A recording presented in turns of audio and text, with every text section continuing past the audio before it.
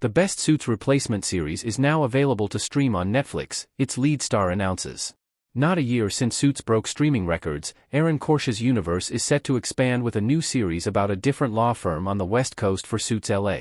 The upcoming project isn't poised to air until later this year, leaving the public looking for a replacement show for the legal project.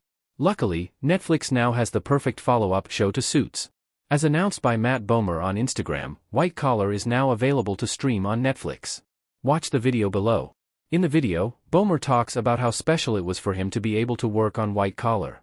The series features him as Neil Caffrey, a prominent art forger and genius con artist, who teams up with FBI agent Peter Burke, played by Tim DeKay.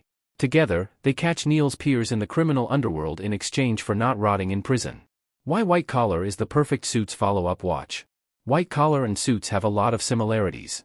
White Collar is the perfect Suits follow-up show for a few reasons.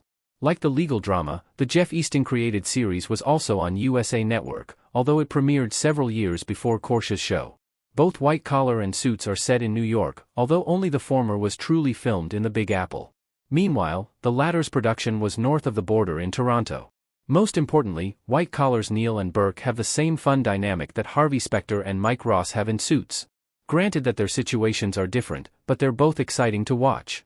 In terms of being binge-worthy, White Collar may actually even be better than Suits.